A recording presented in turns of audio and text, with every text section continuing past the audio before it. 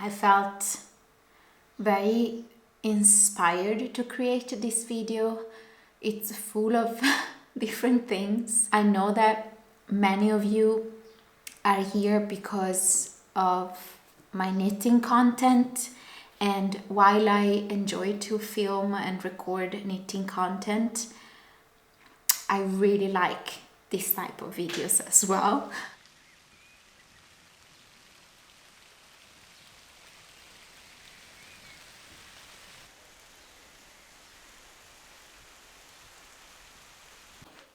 Hello and welcome to We Grow Wild.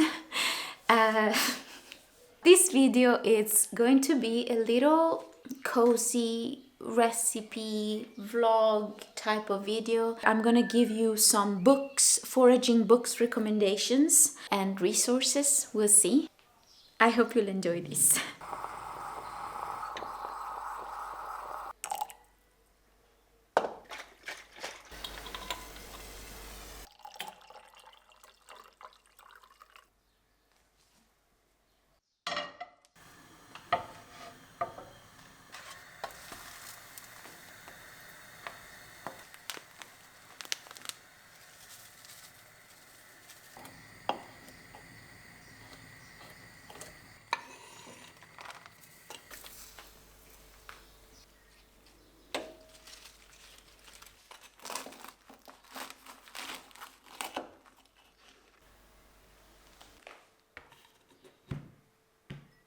The sun came out, so let's go out for a walk.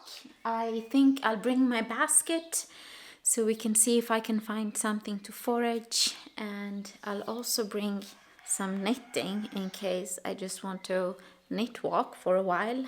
So let's prepare.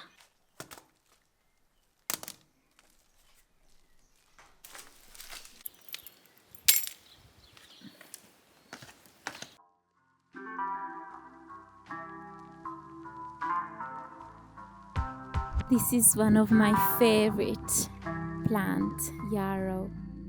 Look at this beauty.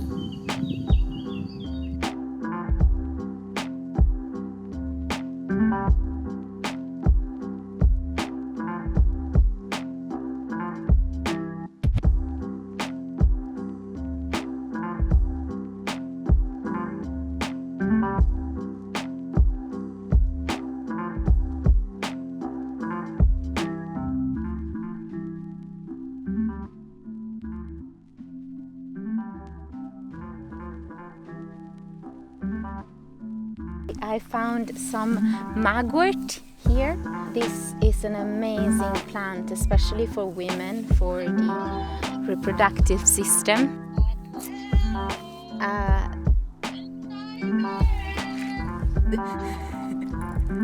I have my sister on the phone.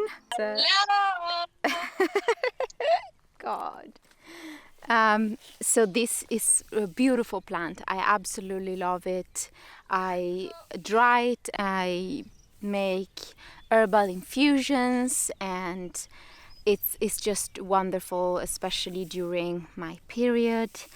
Absolutely love this plant. Absolutely love to work with this plant.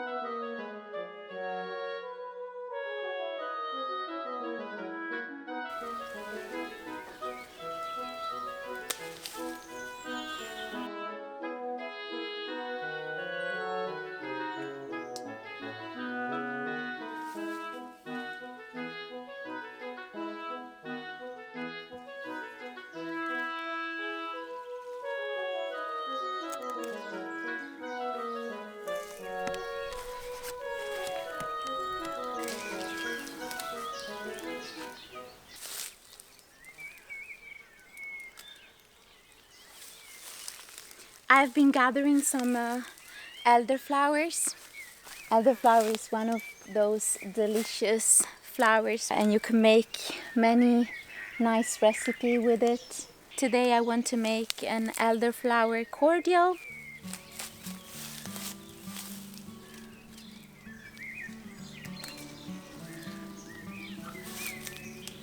I think that's enough for today. Let's go inside and I can show you what I've harvested. So I've got some beautiful roses. I would like to make rose water.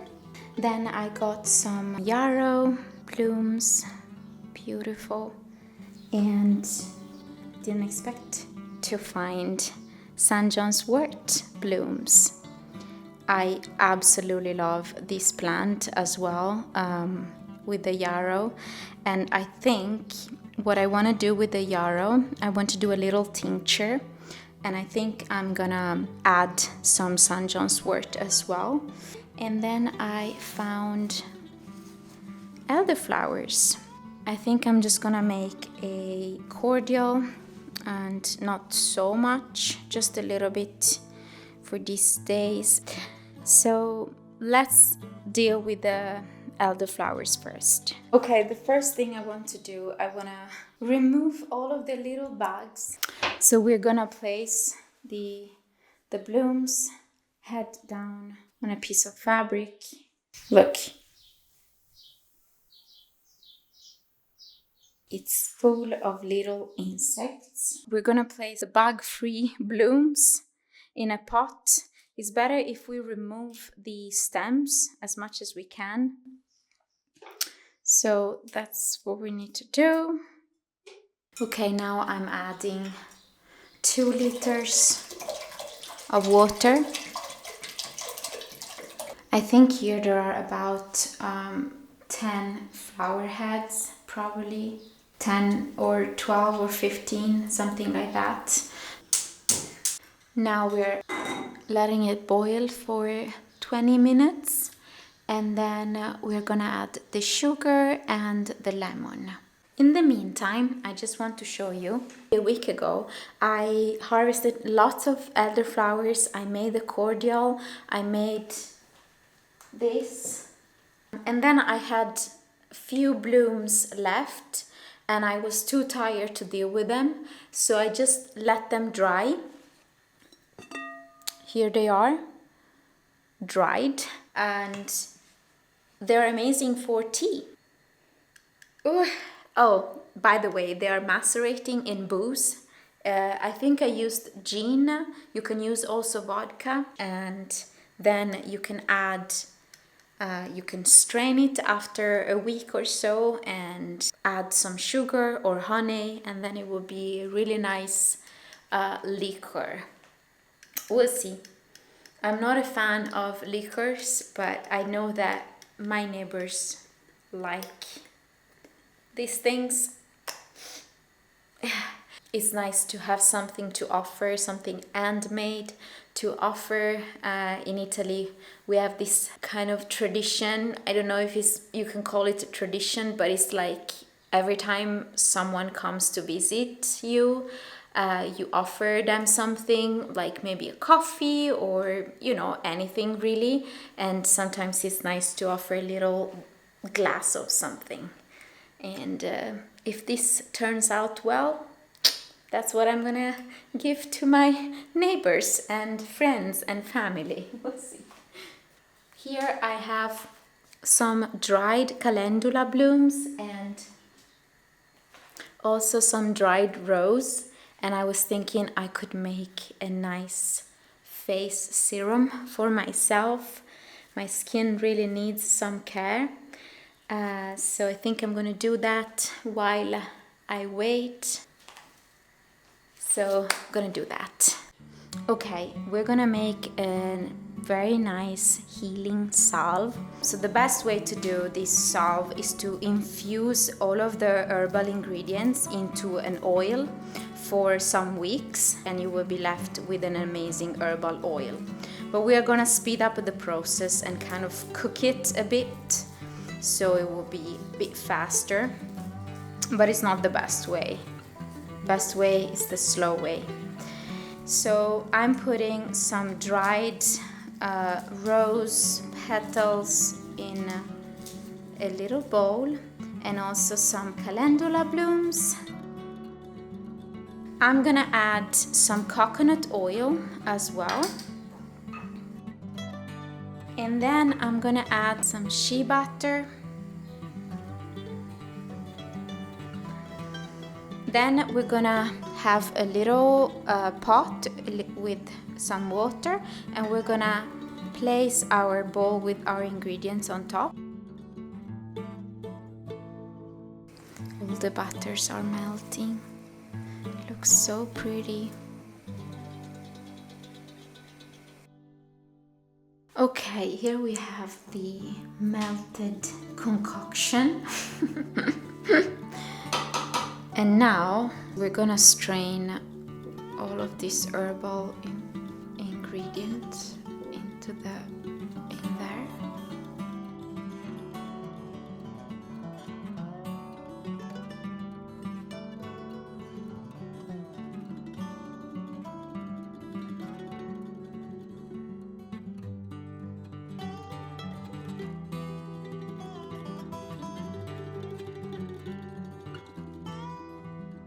I'm gonna pour everything inside here because it's bigger.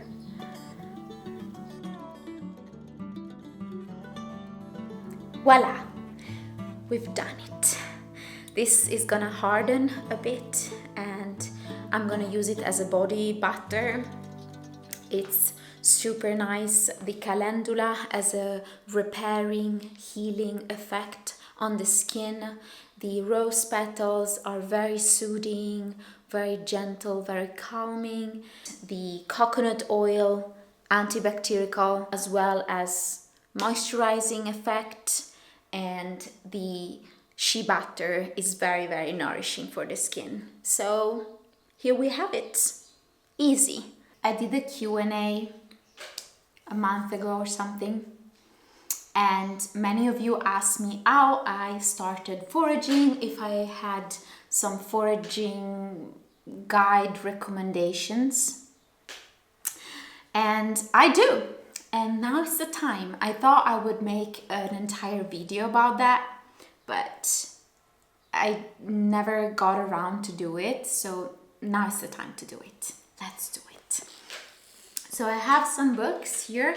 I think these ones are the most complete and clearly written books, foraging books that I've read so far.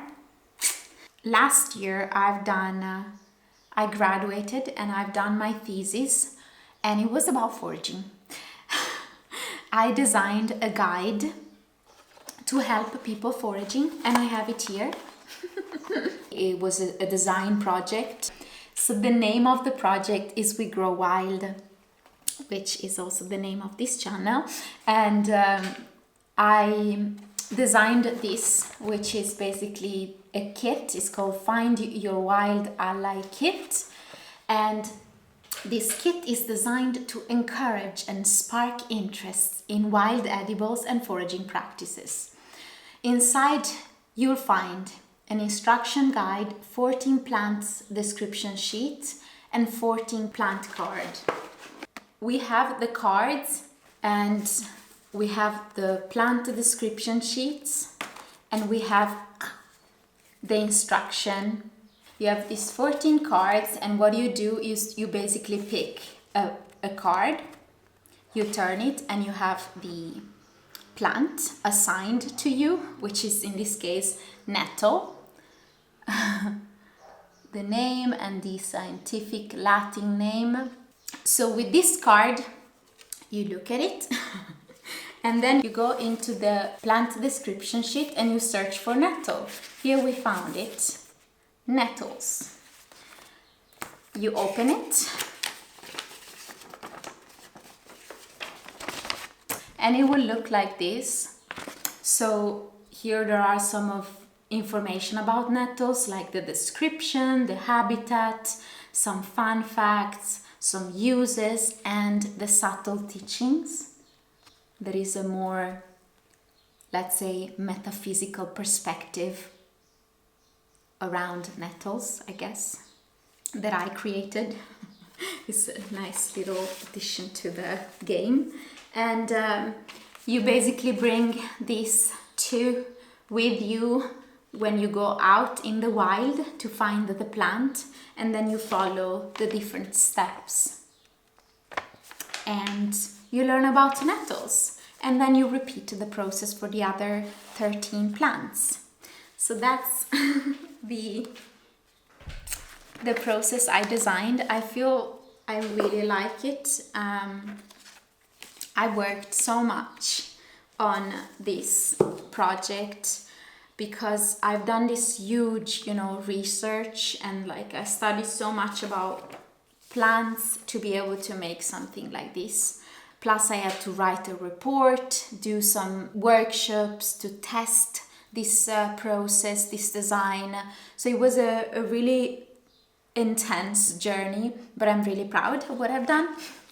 And I've done also an online version of this project. If you want to read about my thesis, I'll link it in the description box. Maybe you're interested in that, I don't know. Yeah, so that was a process that I created.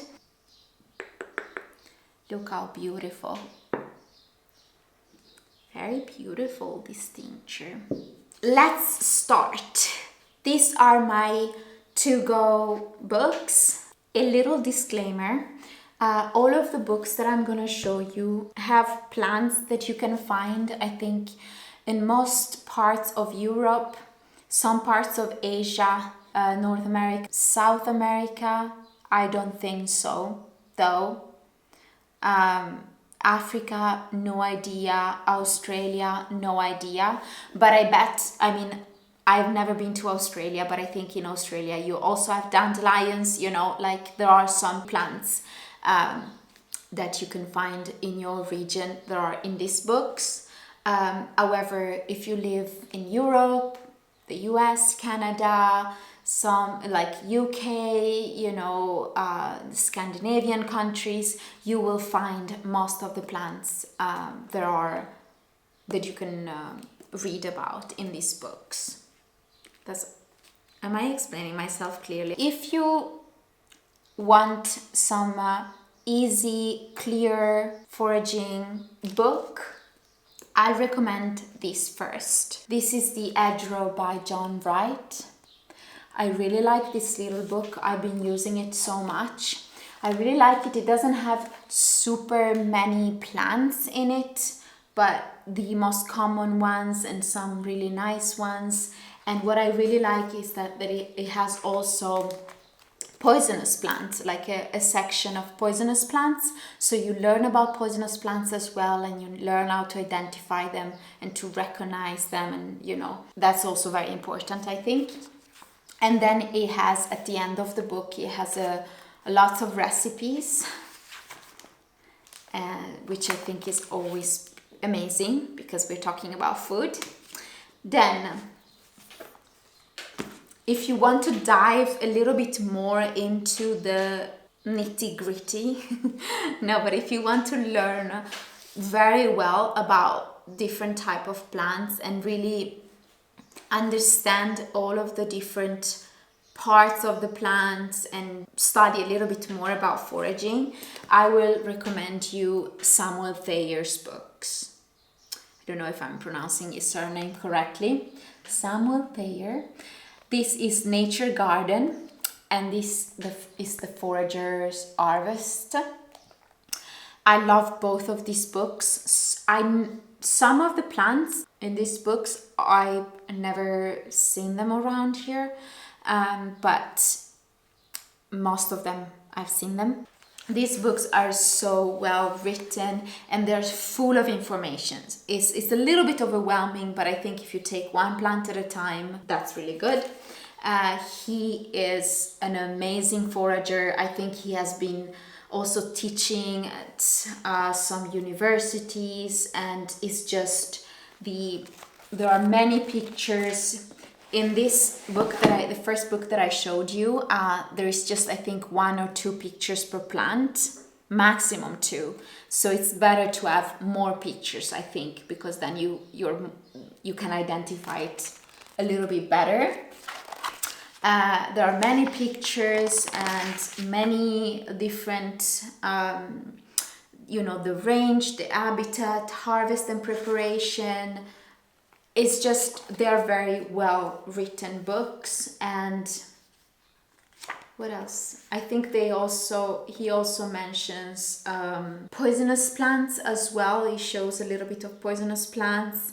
Absolutely love it. Absolutely love them. These are my 3 favorite books, to be honest, to start learning about wild plants. And then these 2 books, I love them because they're super beautifully designed. And I'm a very aesthetic person. Like, I love beautifully designed things. I'm a designer. I love beautiful designs. So I got these 2 books as well. And this was the first one I got. I love it. And this is the Hedgerow Handbook. These 2 books, the Hedgerow by John Wright and the Hedgerow Handbook by Adele Nozedar, is these 2 books very complete to one another, because this is more like down to earth. These are the information, here you go. And this is more like, it has a lot of like history and folklores and recipes around each plant. And the only thing with these 2 books, which is a plus but also a little bit of a minor, is that they have hand-drawn illustrations. So they don't have pictures of the plants. So that's very beautiful, but at the same time, it's nice to see the real deal. You know, it's really important to see the plant in its own habitat. But I think it's also very beautiful to own a book that has all of these beautifully botanical illustrations. And then there are the culinary uses and like a recipe for each plant or something in this book. Look how beautiful. And the same applies to this, which is Forage by Liz Knight.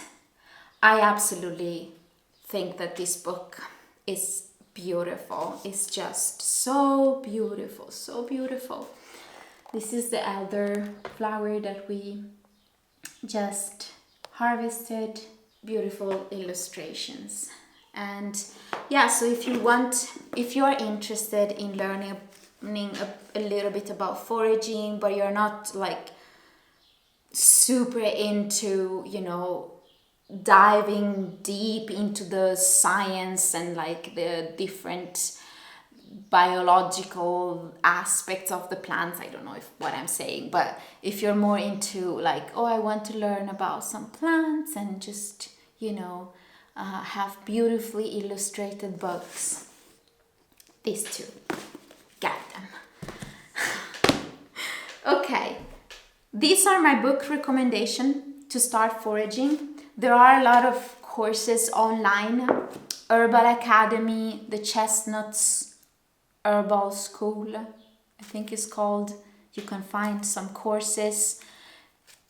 Just Google foraging courses in your area. I know if you are living in the UK, FERN Freud, she has an Instagram page called Foraged by FERN.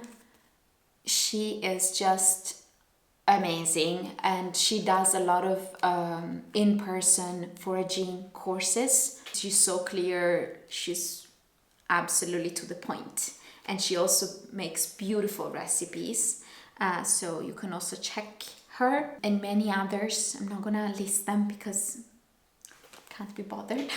But I'll link my thesis in the description box. Maybe there are more informations there. I think there are. And another little, like a pocket book, is this Food for Free by Richard Maybe. And sometimes I brought this with me.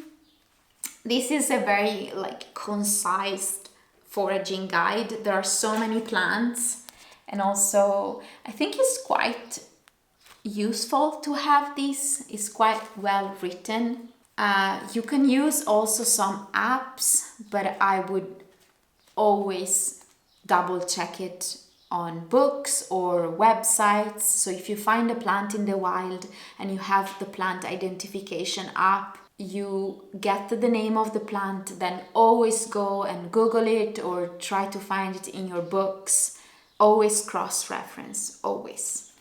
Also, this book, I would recommend it. I think it costs like $5 or something. You can get it in case you're interested in having a pocket-sized version of a foraging guide. And this is more about medicinal plants, but some of them you can also eat them. I think most of them, I would say. And this is by an amazing herbalist, Rosemary Gladstar. I absolutely love her. I got this book. It's quite beginner friendly, quite simple, but it has lots of recipes as well. It teaches you how to make salves and face creams and how to grow a specific plant. It gives also some recipe, like food recipe, like sage pesto, for example. Tinctures. Very nice if you're also into the more medicinal aspect of wild plants. You can start maybe with her books. This is for beginners, as you can see. Well, I've been talking for more than 20 minutes and I hope you liked these little foraging tips. I absolutely recommend all of these books, but I know it's an investment to buy all of them. Just go online, read about each book or which one kind of sparks more interest in you, and let me know if you have one of these books. It would be really nice to hear if you liked. Feeling pretty tired. I've been filming all day this little video. So I'm gonna add some lemon juice in the elderflower mix. Let's finish the first recipe. So we're gonna add sugar. Now I'm just gonna eyeball it. I'm not gonna give you the exact amount because it's really about, you know, preferences. But if you want, I'll maybe link a recipe in the description box in case you want proper measurements.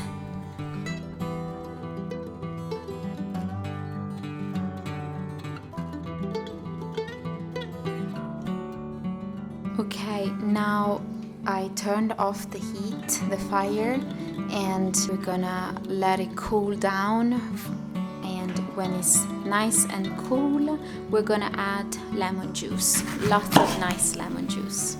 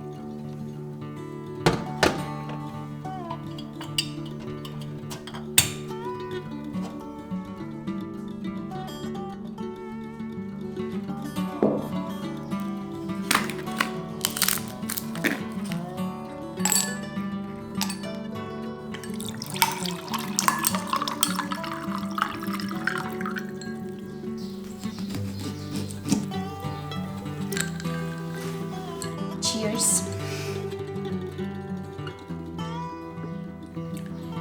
It's my favorite summer drink. Elderflower cordial. My favorite, for real. Like, there's nothing that beats this. I've tried it also with a little bit of beer. I'm not a fan of beer in general, but I tried it with a little bit of beer and it actually was very nice. Thank you so much for joining me today. I hope you enjoyed this. I hope you got some inspiration, some informations about foraging, and yeah, let me know if you tried any of the recipes that I shown you, or you enjoyed this video. Just let me know. And thank you so much. Enjoy the rest of your day.